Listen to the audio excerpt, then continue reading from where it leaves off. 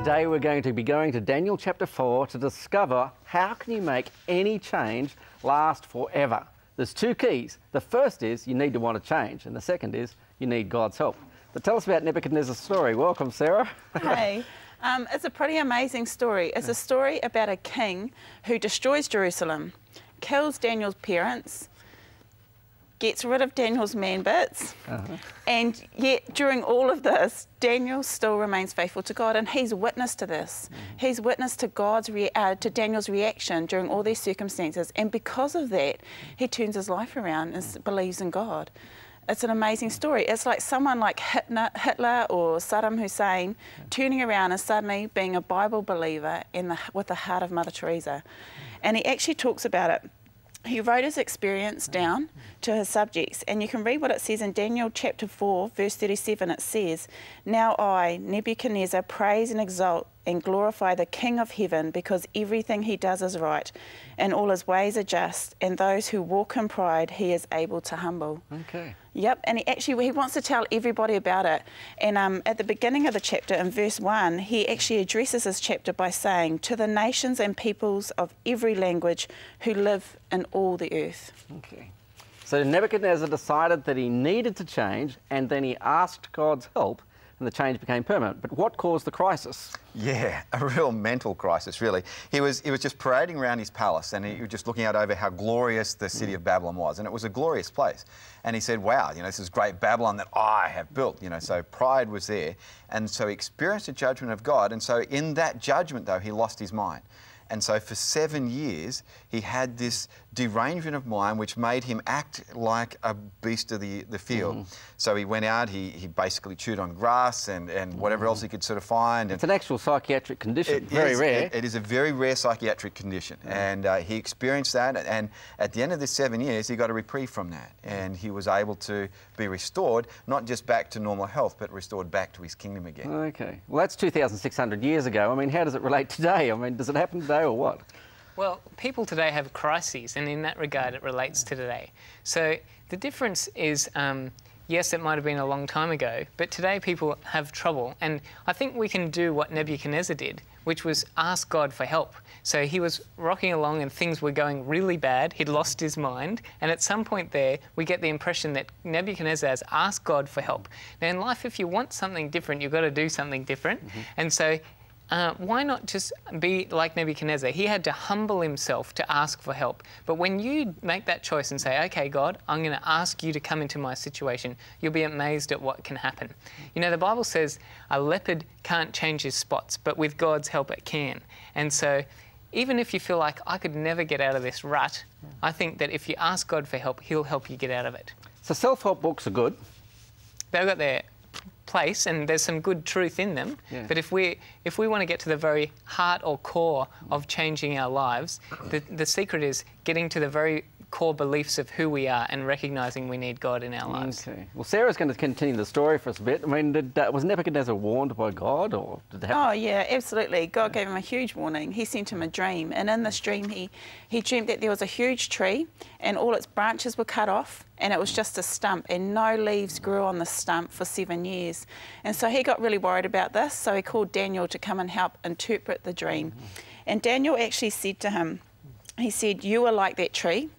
You have become great, but you are proud. For 7 years you will suffer mental illness and act like a wild animal. After this you will see that God is real and he does interact with the world." Okay. So if there's parts of our life that we want to change, I wonder what the Bible says about how change works. How does the process work? Well, the Bible tells us that we can make changes in our lives. This is one of the great empowering truths of the Bible. And St. Paul said there's two key factors to creating change in our life. The first one is, it says, it's simple, stop doing what you don't want to do anymore. And the second one follows on from that, ask God for help in this. Because many of us go, well, willpower alone is not going to help. And that's where we recognise God's got a supernatural place to help us. Okay, so if you want to change something in your life, there's no point just saying, well, God help me in doing nothing. You actually got to change. That's a no-brainer, isn't it? And the second thing you do need to do if you want to make a lasting change permanent, according to the Holy Bible, you need to include God in the equation and say, God, can you also help me? Do what you can yourself and ask God's help. And Neil, how does it work in the scientific world? Well, look, you know, in the scientific world, science is, you know, lots of people think that, you know, we've advanced to the point where we really don't need God anymore.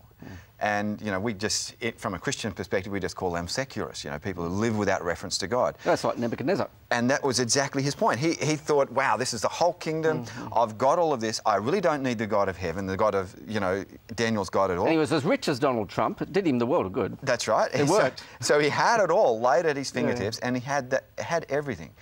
And yet you can have everything that this world has to offer, and you can still be really lacking in what really is the important stuff of life. And you know, the Bible says, you know, all of this happened, this dream that Sarah read out for us before, or mentioned before, at the end of this 12-month period that he was given as this little window for him, God announced his judgment and his kingdom was taken from him. And so, you know, from our perspective in our modern world, our modern scientific world, we can't really continue to live by without God. Yeah, we can try, but there'll be all sorts of stresses come to our lives and there'll be all sorts of pressures come. And in the end, the bankruptcy of secularism will be revealed, just as it was in Nebuchadnezzar's case. Now, sure, we won't go mad, but in a sense, we will lose perspective of what really is important in life. Okay, so only God knows a person's heart, but it's a little bit hard to talk about these things without picking on examples. And I'm just thinking of one of the most famous wealthy men in Australia, Kerry Packer. Yep. And we're not talking about Christianity or his faith, but he really had it all, didn't he? Yes. Okay. And yet he died at a young age. Yeah, so you can possess it all, but in the end, you know, if you die with the most toys, you still die. That's the thing. And in the end, you know, God isn't just interested in what's happening to us right there. He's after the big picture. And so this whole story of Nebuchadnezzar is a story of God looking out for the heart even of a despotic king. So do you think God forced himself on Nebuchadnezzar? I mean, he warns him of judgment and then waits till Nebuchadnezzar becomes a God follower?